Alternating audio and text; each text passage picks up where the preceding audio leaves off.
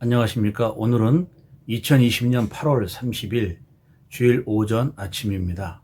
오늘 여러분과 함께 은혜를 나누고자 하는 말씀은 고린도전서 3장 1절부터 4절을 중심으로 해서 영적으로 살지 않는 자들의 정체라고 하는 제목으로 말씀을 드리도록 하겠습니다. 사도 바울은 우리 모두들이 알고 있듯이 13개의 서신을 썼습니다. 우리가 읽고 공부하는 고린도전서도 바울이 쓴 서신들 중에 하나입니다. 그런데 바울이 쓴 이 서신들은 어떤 형식이 있는데 발신자와 수신자를 밝히고 인사말을 적어 놓았습니다. 인사말은 보통 편지의 형식에서 또는 서신에서 핵심적으로 중요한 부분은 아닙니다. 중요한 부분은 본론에 있지요. 중요한 부분은 그가 전달하고자 하는 메시지에 있는데, 그러나 바울이 사용하는 인사말을 보면 단순한 의미를 넘어서 자기가 전달하고자 하는 어떤 의도를 담고 있다고 저는 생각하고 있습니다. 사도 바울이 사용하고 있는 인사말의 기본 형태를 보면 다음과 같습니다. 로마서 1장 7절에서는 로마에서 하나님의 사랑하심을 받고 성도를 부르심을 받은 모든 자에게 하나님 우리 아버지와 주 예수 그리스도로부터 은혜와 평강이 있기를 원하노라 하였고, 고린도후서 1장 1절에서는 하나님 우리 아버지와 주 예수 그리스도로부터 은혜와 평강이 있기를 원하노라 그랬습니다. 고린도전서 1장 3절에서는 하나님 우리 아버지와 주 예수 그리스도로부터 은혜와 평강이 있기를 원하노라 라고 하였습니다. 이렇게 세 개의 서두에 쓰인, 세 개의 서신에서 서두에 쓰인 인사말을 말씀을 드렸는데요. 이 인사말에는 동사가 없는 문장입니다. 그러나 문장을 이루는 데에는 아무런 문제가 없습니다. 이 문장에서 나타나는 기원의 의미를 내포하고 있다는 것은 당시의 독자들이나 오늘 이 말씀을 읽고 있는 우리들도 알고 있습니다. 이 세 개의 서신에서 인사말을 이루는 핵심적인 단어는 은혜와 평강입니다. 이것은 하나님과 예수 그리스도를 명확하게 언급함으로써 유대교의 관례적인 인사말과 헬라인들의 인사와도 구별된 그리스도교, 기독교의 정체성을 나타내주고 있습니다. 그래서 앞으로 전개할 본문에 영향을 미치도록 하려는 의도가 있다라고 하는 것입니다. 다시 말씀드리면 사도 바울이 인사말에서 은혜와 평강이 있다라고 하는 것은 사도 바울이 로마에 있는 교인들에게 보내는 편지에서 약한 자와 어떤 강한 자의 어떤 그 어려움들, 그리고 그가 전하고자 하는 메시지를 전하는 중요한 것은 어떤 문제가 있든 어떤 어려움이 있든 교회는 하나님의 은혜, 하나님의 평강, 그리스도의 은혜가 있는 곳이 하나님의 교회여야 된다고 하는 사실을 천명하고 있다고 볼 수 있습니다.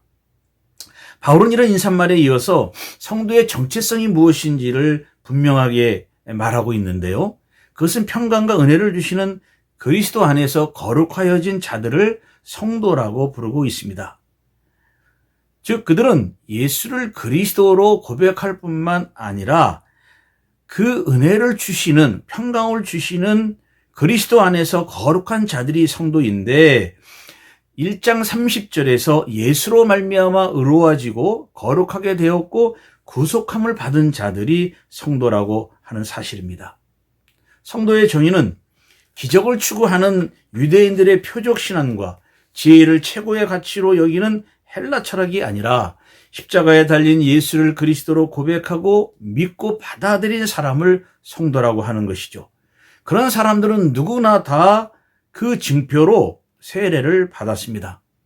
이 세례의 의미에 대해서는 로마서 6장 4절에서 이렇게 말을 하고 있습니다. 그러므로 우리가 그의 죽으심과 합하여 세례를 받음으로 그와 함께 장사되었나니 이는 아버지의 영광으로 말미암아 그리스도를 죽은 자 가운데서 살리심과 같이 우리도 또한 새 생명 가운데서 행하게 하려 함이라고 말씀하였습니다. 이 말씀처럼 우리는 세례를 받음으로 주님과 합하게 되었고 또 주님과 함께 장사가 되었고 그리고 새 생명 가운데 행할 수 있게 되었던 것입니다. 여기서 새 생명 가운데 행하는 것이 매우 중요합니다. 이것은 새로운 삶을 살겠다는 다짐이고, 사도 바울의 말처럼 세례는 이전에 나는 예수와 함께 죽고 예수께서 부활하신 것처럼 우리도 새로운 생명을 얻어서 살아가는 새로운 삶을 살겠다는 다짐입니다. 따라서 사도행전에 보시면은 베드로가 했던 이야기가 나옵니다. 베드로가 이르되 너희가 회개하여 각각 예수 그리스도의 이름으로 세례를 받고 죄 사함을 받으라. 그리하면 성령을 선물로 받으리라고 사도행전 2장 38절에서 말씀하고 있습니다. 베드로가 말한 세례는 예수 그리스도의 이름으로 받는 세례일 뿐 아니라 성령을 받는 일과 관련된 세례였습니다. 성령을 선물로 받은 사람은 새로운 삶을 살게 됩니다. 새 생명 가운데 행하게 됩니다. 따라서 오직 부르심을 입은 자들에게는 오직 예수 그리스도만이 능력이 되고 지혜가 되고 자랑이 되는 것이죠. 왜? 가치관이 완전히 변하여졌기 때문에 그랬습니다. 평가하는 것이 바뀌어졌기 때문에 그랬습니다. 그래서 바울이 예수 그리스도와 십자가의 그리스도를 전했을 때에 성령이 나타나고 능력이 되었습니다. 성령의 능력, 즉 성령의 세례와 성령의 충만함을 입은 성도에게는 성령께서 가르치는 것으로 세상의 지혜를 분별할 수 있게 되었다고 하는 것입니다. 그러나 성령의 사람이 아닌 육에 속한 사람이 고린도 교회 안에 있다는 것입니다. 이런 사람들은 하나님의 성령의 일을 받지 않았을 뿐더러 성령의 사람들을 어리석게 봅니다. 그리고 성령의 사람들이 하는 일들을 알지 못합니다. 그런 사람들을 한마디로 말한다면 지난주에 말씀드렸듯이 그리스도의 마음을 가지지 못한 사람들입니다. 그렇지만 본인들은 그렇지 않다고 생각하고 행동합니다.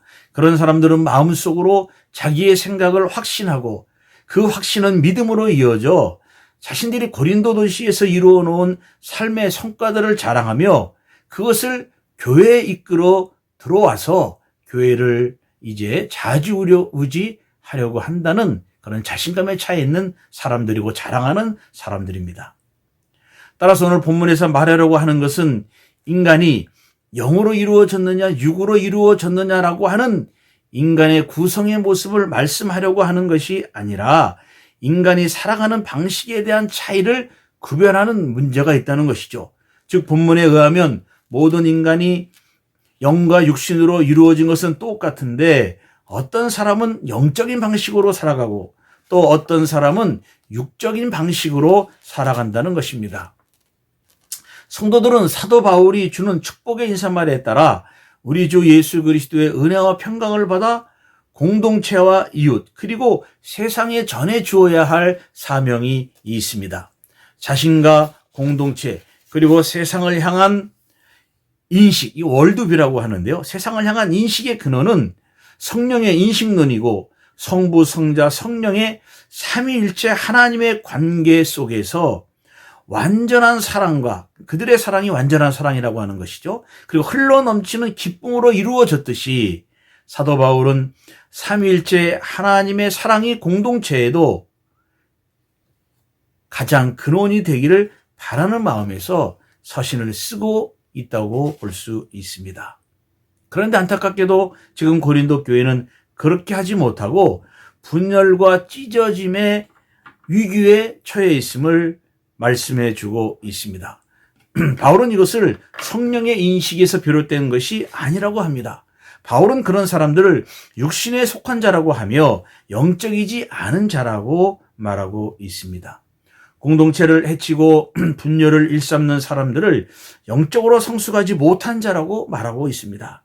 그렇다면 과연 그런 자들의 모습이 어떠한지를 살펴보도록 하겠습니다. 첫째는 1절과 2절입니다. 1절과 2절에서는 그런 사람들을 어린아이와 같고 단지 젖을 먹는 자라고 말하고 있습니다. 바울은 2장 1절에서 그리고 나는 and I라고 말하는 것처럼 다시 1인칭으로 돌아오는 것이죠. 3장 1절에서도 똑같이 자신을 지칭하면서 형제들과 자매들이라고 부르고 있습니다. 당시의 로마 사람들은 피를 나누거나 입양을 한 형제가 아니면 이런 호칭을 사용하지 않았다고 합니다.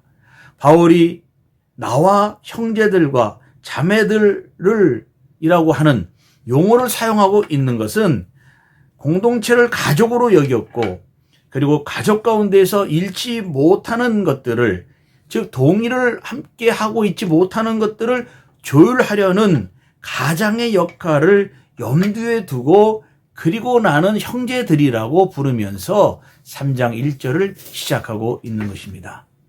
영적 인식을 근본으로 여기며 생활하는 신자들의 공통점은 비록 공동체가 분열을 할 정도로 위기에 있어도 신자들은 기본적으로 하나님의 본질인 사랑을 가지고 대하고 풀어나가야 한다는 것입니다.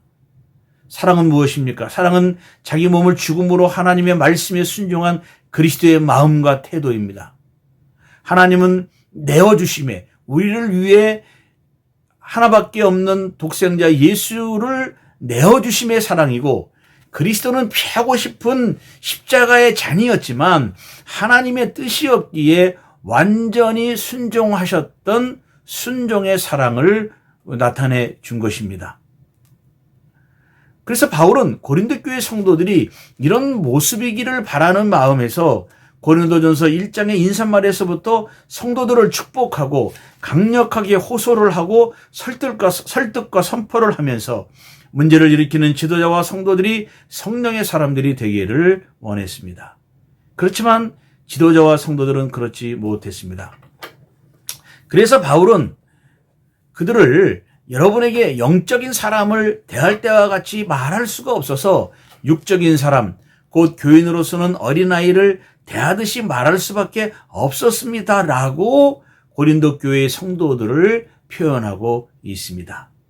먼저 영적인 사람을 대할 때 영적인 사람은 그리스도를 믿음으로 세례의 의미를 분명히 알고 성령의 역사로 자신의 존재가 완전히 변화된 사람으로 성령의 가르침을 구체적으로 찾고 공동체의 유익을 위해 자신의 이익을 포기할 줄 아는 성도입니다. 육적인 사람은 육의 욕망을 따라 살아가는 사람이라는 의미인데요.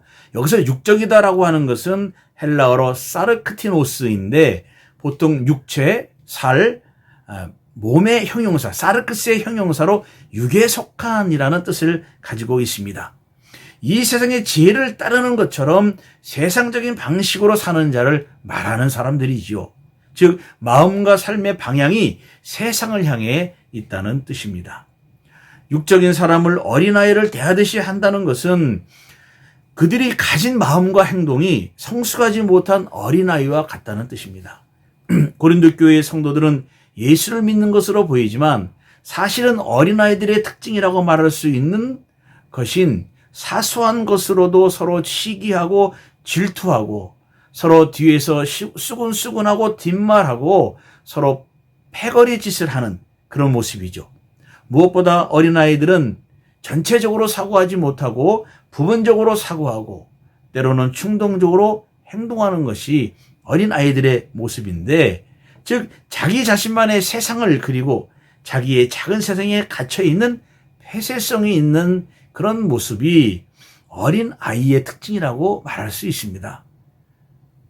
사실 이런 특징은 연령에 따라 구분되어지지 않습니다. 나이가 많은 사람도 공부를 많이 한 사람도 이기심이 가득하고 자기만의 세상에 갇혀서 삶을 꿰뚫어 보지 못하는 사람들이 있습니다. 이렇게 설교하는 저도 성령에 의해 마음이 완전히 트랜스포메이션, 변화되지 못한다면, 그래서 십자가의 그리스도를 성숙하게 이해하지 못하면 어린아이일 수 있습니다. 이런 사람들은 자아에 사로잡혀 있으면서 자기의 삶의 중심을 바로 보지 못합니다. 제가 캘리포니아에서 목회할 때도 안타깝게도 저희 교회에도 그런 분이 있었습니다. 자신은 영적으로 누구보다 뛰어나고 은사도 좀 받았다고 생각을 하고 교회의 지도자로 세움을 받았지만 나타나는 결과는 성도들과의 분쟁이요, 시기요, 성도들끼리 서로 질투하게 만드는, 촉발하게 하는 그런 원인이 되었던 것을 저는 경험을 해 보았습니다. 스스로를 성숙하고 영적인 사람이라고 생각하는 그들에게 바울은 이렇게 말을 하고 있습니다. 미안하게도 당신들은 성숙하지 못하고 육신적으로 어린아이와 똑같은 사람들이요 라고 말하고 있는 것입니다. 바울은 2절에서 이렇게 표현합니다. 나는 여러분에게 단단한 음식은 먹이지 않고 젖을 먹였습니다. 여러분은 그때 단단한 음식을 먹을 수가 없었던 것입니다. 사실은 아직도 그것을 소화할 힘이 없습니다라고 공동 번역에서 말하고 있습니다. 바울이 교회를 개척하고 전도되어 온 사람들이 자기의 소피스트적인 지식을 자랑하고 유대교의 전통적 믿음을 자랑하지만 그리스도의 도를 전혀 이해하지 못한 자들이었습니다. 이들이 믿음으로 예수를 우리 주 그리스도라고 고백은 하고 있지만 실제는 자신의 문화적인, 종교적인, 정치적인 배경에 영향을 받은 사람들이었습니다. 완전히 월드뷰 체인지, 그러니까 자신의 삶의 근간을 가지고 있는 세계관이 완전히 변화되지 못한, 그것을 경험하지 못한 사람들이라고 하는 것이죠. 그래서 그들은 부분적으로만 알 수밖에 없었고 흔히 말하는 교회 생활의 초보자들이라고 말할 수 있는 것입니다. 아무리 교회를 오래 다니고 많은 은사가 있고 지식이 뛰어나고 많은 부를 가지고 있다고 하더라도 사도 바울이 고린도전서 1장에서 축복하고 있듯이 평안과 은혜를 추구하지 못하는 자들은 영적인 초보자들, 아직도 육적인 상태에 머물러 있는 자들이라고 말할 수밖에 없는 것입니다. 바울은 이들을 향해 어른이 먹는 음식을 소화하지도 못하는 성도여서 어른이 먹는 음식을 먹일 수 없고 따라서 아이들이 먹는 젖을 먹였다고 하는 것입니다. 바울은 성도들의 성장과 성숙을 음식을 먹는 어린아이들의 성장 과정처럼 비교하는데요. 이것은 당시 고대 사회의 문학 이런 서적에서 자주 발견되는 표현이라고 합니다. 바울은 고린도전서 1장 3절에서 하나님 우리 아버지라고 말씀함으로써 아버지의 이미지를 교인들에게 말씀을 하고 있으면서 오늘 본문에서는 바울이 젖을 먹이고 성도들을 돌보는 자애로운 엄마의 상을 말하고 있으면서 실제로 바울의 사역을 통해 사도의 사역의 무엇인지, 사도의 사역의 본질이 무엇인지를 보여주고 있습니다. 이런 것들이 신학에서는 하나님의 말씀과 진리들이 음식으로 표현되기도 하였는데요. 베드로전서 2장 2절에서는 갓난아이처럼 순수하고 신령한 젖을 구하십시오. 그러면 그것으로 자라나서 구원을 얻게 될 것이라 말씀하고 있고요. 여러분들이 너무나 잘 알고 있는 히브리서 5장 12절과 14절에는 이런 말씀을 하고 있습니다. 여러분은 벌써 오래전에 남을 가르치는 사람이 되었어야 할 터인데 하나님의 말씀의 초보적 원리를 남에게서 다시 배워야 할 처지입니다. 단단한 음식을 먹지 못하고 아직도 젖을 먹어야 할 형편입니다. 젖을 먹어야 할 사람은 아직 어린아이이니 옳고 그른 것을 분별할 능력이 없습니다. 그러나 성숙해지면 단단한 음식을 먹게 됩니다. 성숙한 사람은 훈련을 받아서 좋고 나쁜 것을 분간하는 세련된 지각을 가지고 있습니다라고 말하고 있습니다. 고린도 교회 성도들에게 하나님의 지혜로 표현하는 십자가의 그리스도를 중심으로 시작하는 하나님 나라의 복음을 이들에게는 가르칠 수 없었습니다. 히브리서의 말씀처럼 말씀으로 인한 거듭남, 말씀의 체험이 없는 어린아이의 신앙인들에게는 이 사실들, 하나님 나라의 비밀, 하나님 나라의 복음의 핵심을 쉽게 설명할 수밖에 없었다는 사실입니다. 그래서 이들은 영적인 그리스도인이지만 실제로는 아직 영적 인식을 하지 못하는 성도들입니다. 바울은 이런 사람들에게 어머니처럼 음식을 먹이고 성장하고 성숙하게 하려고 이 편지를 쓰고 있다고 생각합니다. 두 번째는 3절입니다. 그들은 지금도 육적인 생활을 하고 있습니다. 3절은 말합니다. 여러분은 지금도 육적인 생활을 하고 있기 때문입니다. 여러분이 서로 시기하고 다투고 있으니 여러분은 아직도 육적인 사람들이고 세속적인 인간의 생활을 하고 있는 것이 아니고 무엇이겠습니까? 라고 말하고 있습니다. 1절에 육신에 속한 자는 영적인 것이라기보다는 육적인 것을 말하고 있고 3절에서는 1절과 다르게 윤리적인 면에서 육신에 속한 자라고 하는 것입니다. 그러나 본질적으로 동의어로 볼 수 있습니다. 교회의 성도들은 스스로 생각하기에 음식의 단계로 치면 어른이 먹을 수 있는 아주 단단한 음식을 소화시킬 수 있다고 생각한 것 같습니다. 그러나 바울은 그들을 육적인 생활을 하고 있다고 평가절하하고 있습니다. 마치 이런 겁니다. 제가 중학교 때 친구 집에서 당시 같은 동네에 사는 여자 중학교 동창에게 어떤 철학적인 이야기를 잠시 해주었습니다. 나름 논리적으로 해주었다고 생각을 했습니다. 그 당시 제가 지금 기억하기로는 그 쇼펜하우어의 인생론이라고 하는 책을 읽었으니까 얼마나 말하고 싶었겠습니까? 그것을 좀 이야기했는데요. 아마 방에서 어떤 선배 또는 어른이 들었던 것 같습니다. 그분이 나오시며 하는 말이 이런 말을 해요. 네가 하는 말이 다 맞는 것은 아니다라고 하면서 몇 가지를 얘기를 덧붙여서 해 주었는데 제가 아주 창피했던 적이 있었습니다. 아마 잘난 척을 좀 하려다가 크게 이제 부끄러움을 당한 경우 있는데요. 바로 그런 경우이죠. 왜 여러분이 육적인 생활을 하고 있는가? 그 이유는 성도들이 시기하고 다투고 그리고 세속적인 인간의 생활을 하고 있기 때문인데 그것이 바로 단단한 음식을 소화시킬 수 없는 육적인 생활이라고 하는 것입니다. 그 육적인 생활이 결국에는 어떤 결과로 나타나는가 하면 시기하고 다투고 세속적인 인간의 생활을 하고 있다라고 하는 것으로 나타나는 것입니다. 이들의 시기와 다툼은 서로 지식이 뛰어나다고 여기고 영적으로 우월하다고 자랑하는 지도자들을 중심으로 멈추지 않고 계속 진행되었기 때문에 교회가 그물처럼 찢어질 위기에 놓이도록 했기 때문에 당신들은 아직도 육적인 사람들입니다. 라고 바울은 말하고 있습니다. 시기는 영어로 젤러시라고 하고 헬라어로는 젤로스라고 표현을 하는데요. 이것도 역시 어린아이의 전형적인 특징인데 본문에서는 매우 부정적인 의미로 사용이 되었습니다.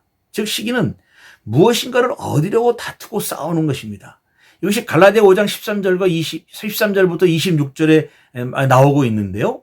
잠깐 말씀을 드리면 육체의 행위는 명백하게 드러납니다. 그것은 다툼과 시기와 화내는 것이라고 언급하고 있습니다. 로마서 1장 29절에서도 시기를 인간의 죄악의 한 모습으로 말하고 있습니다. 그런데 이 시기는 상대가 없으면 존재하지 않습니다. 즉 시기는 대립의식과 비교의식에서 나오는데 상대방의 사람들에게 갖는 감정입니다. 그렇다면 이들은 서로를 인정하지 않는 경쟁의식에서 서로를 비교하고 우월의식에서 결국에는 교회를 병들게 하고 있다고 사도 바울은 보고 있습니다. 따라서 시기는 필연적으로 다툼으로 이어집니다. 영어로는 스트라이프고 헬라어로는 에리스라고 하는데요. 다툼은 1장 11절에서도 다투고로 나오고 있습니다. 즉, 이 다툼이 시기로 인한 다툼이 교회의 중심 문제임을 이미 바울은 말하였고 특히 상대방을 부정적으로 비교하고 자기가 상대보다 더 뛰어나다는 점을 세우기 위해 지도자와 그 지도자를 추종하는 사람들은 시기하고 다툼을 만들어서 교회에 어려움을 끼치게 되었던 것입니다. 그렇다면 이들의 문제는 개인적으로는 영적으로 믿음을 고백하고 스스로는 성숙한 자라고 여기지만 관계에 있어서는 영적 인식을 하지 못하는 어린아이이고 미성숙한 모습의 성인이라고 볼 수 있습니다. 사실 이런 사람들을 우리가 성도라고 부르고 있지만 사실은 매우 부적절하다고 생각하고 있습니다. 이런 자들은 하나님과의 신실한 관계를 입버릇처럼 반복하지만 이런 자들은 하나님과는 관계없는 자기의 이익을 위해 추구하는 소피스트들이나 웅변가들, 사건 목자들과 같은 삶을 추구하는 자들이기 때문에 그렇습니다. 비록 자신들이 하나님과의 관계에서는 영적 지식을 체험하여 성공적인 신앙생활을 하는 것처럼 보이지만 이웃과의 관계에 실패하여 시기와 다툼으로 얼룩진 성도는 그런 성도를 성숙하다고 할 수 없고 영적인 사람이라고는 더욱 인정할 수 없다는 것이지요. 그들은 교회에 나오지만 아직은 교회 다니는 사람입니다. 이런 사람들이 교회의 직분자가 되어 지도자로 세움을 받으면 반드시 육적인 방식인 세상의 지혜로 하나님의 공동체를 이끌어 갈 것이 분명합니다. 세 번째는 4절입니다. 분열의 중심에는 교회 지도자가 있습니다. 사전은 이렇게 말을 하죠. 도대체 아볼로는 무엇이고 바울로는 무엇입니까? 아볼로나 나나 다 같이 여러분을 믿음으로 인도한 일꾼에 불과하며 주님께서 우리에게 각각 맡겨주신 일을 했을 따름이라고 말하고 있습니다. 바울은 교회에서 지도자가 필요 없다고 하는 것이 아닙니다. 이 사절에서 사도 바울은 지도자의 본질과 특성에 대해서 말씀하고 있습니다.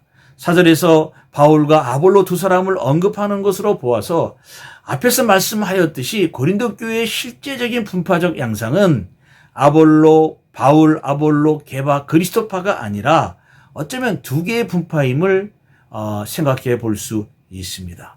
어찌됐든지 간에 교인들은 지도자 두 사람을 전면에 내세워 자신들의 이익을 위해 시기하고 다투고 있습니다. 그러나 바울은 서로 상대방을 시기하고 다투는 그룹의 지도자는 참다운 지도자가 아니라고 말하고 있습니다. 그리고 바울은 나눈다라고 하는 것은 이 시대의 세상적인 가치 기준으로 판단하고 행동하고 있다라고 말하고 있는 것이죠. 그래서 이 지도자와 지도자를 추종하는 사람들의 시기와 다툼은 신학적인 다툼이 아닙니다. 영적인 성숙을 위한 다툼이 아니고 권력 다툼이지요. 그래서 상대방을 깎아내리고 지도자를 추앙하고 자랑하는 것은 세상의 지혜이지 하나님의 지혜가 아닌 것이 분명한 것입니다. 그래서 중요한 것은 그런 곳에서는 진실한 성령의 능력은 나타나지 않다고 하는 것입니다. 뛰어난 은사를 가지고 있어도 그리스도의 사랑과 그리스도의 마음이 없는 은사는 울리는 꽹과리에 불과한 것이고 위선적인 몸짓에 불과할 뿐입니다. 그러므로 두 지도자는 교회의 주인이 아닙니다. 성도들을 마음대로 자기의 이익에 의해 사용할 수도 없습니다. 지도자들이나 성도들 모두 하나님의 종이라고 말씀하고 있습니다. 그래서 사도 바울은 일꾼에 불과하다고 말씀하고 있습니다. 일꾼이라고 하는 것이죠. 따라서 종과 일꾼은 주인의 말에 오직 순종하여야 하고 주님의 마음에 맞게 행동하여야 하는 것입니다. 일꾼은 자기의 일을 하는 것이 아닙니다. 자기의 생각대로 하는 것이 아닙니다. 일꾼은 주님께서, 즉 주인이 맡겨주신 일을 해야 일꾼의 사명을 감당하는 것이죠. 따라서 바울과 아볼로에게 맡긴 일꾼의 일의 본질은 즉 주님의 주신 일이죠. 하나님 나라의 사역과 같은 것인데요. 바울과 아볼로에게 맡긴 일꾼의 일의 본질은 같습니다. 같다는 것입니다. 다만 사역의 방식은 그들의 성향과 기질에 따라 다를 수 있습니다. 그리고 주님이 맡긴 일은 나쁜 일도 없습니다. 좋은 일도 없습니다. 다만 충성만이 있다라고 하는 것입니다. 그래서 일꾼인 지도자와 일꾼인 성도들은 시편 133편 1절의 말씀처럼 보라 형제끼리 한 마음으로 함께 사는 것이 얼마나 좋고 즐거운 거의 말씀을 기억하면서 전심전력으로 성령의 인도하심으로 그 사명을 실천해야 한다고 하는 것이지요. 고린도 교회의 성도들은 열정을 가지고 교회를 세우려고 했지만 인간적인 권위에 대해 찬양과 추종으로 이어졌습니다. 이것은 마침내 배타적인 당파의 문제로 확대되었음을 우리는 앞에서 보았습니다. 아직도 육적인 상태에 머물러 있는 그들의 정체, 이것을 하나, 둘, 세 가지로 말씀을 드렸는데요. 그들의 정체를 밝히 드러내면서 누구나 다 주님의 부르심을 입은 자들은 일꾼으로 부르심을 받은 것이라고 말씀을 하고 있습니다. 그래서 일꾼은 섬기는 자이고 복음사에게 도구들이고 그 주님의 일을 맡은 자인 일꾼은 사명으로 충성을 다해야 하는 것입니다. 충성은 사람에게 하는 것이 아니라 하나님께 충성하고 섬김으로 자신의 신실함을 하나님께 보여주는 것이 하나님의 역사를 이루는 것이라고 사도 바울은 권면하고 있습니다. 교회의 본래 모습을 상실시키는 지도자들과 성도들에게 바울은 당신들의 행동은 믿음의 본질을 망각하는 것이고 그리스도의 도를 회방하는 것과 같으므로 지도자들은 분명히 자기들의 정체성을 확인하라고 선포하고 있습니다. 따라서 지금 이들이 보이고 있는 모습은 허약한 믿음이고 영적인 가람입니다. 스피리추얼 퍼버티라고 말씀할 수 있는 거죠, 영어로요. 영적인 가남 또는 영적인 결핍이 있죠. 그래서 그들은 성령에 순종하지 않고 육적인 상태로 살아가고 있습니다. 영적으로 높은 경지에 있고 지식적으로도 박식하고 똑똑해서 너무나 공동체를 사랑하여 이런 말도 하고 저런 행동도 하지만 결국 공동체에 상처를 남기는 리더들을 저는 목회하면서 동료들을 보기도 하였고 제가 경험하기도 하였습니다. 목사들 중에서도 부임해서 가는 곳마다 교회에 문제를 일으키고 또 교회의 목사를 자주 교체하는 교회도 보았습니다. 목사이든지 교회의 리더든지 그리고 성도들은 이런 현상들을 바라보면서 과연 내 자신이 벌거벗지 않았나 생각해보는 영적인 여유가 있었으면 좋겠습니다. 즉 벌거벗은 자신의 몸을 볼 수 있는 지혜로운 사람, 하나님의 영을 받기 위해 기도하는 사람이라면 얼마나 좋겠습니까? 그러나 자신의 욕망을 이루기 위해 기도하는 그런 육적인 사람들은 결코 자신을 볼 수 없는 자신의 세계에 갇혀 있다라고 말씀을 드렸습니다. 조나단 에드워드는 이런 말을 했습니다. 그는 회심과 구속에 있어서 전적인 성령의 주권을 강조하였는데요.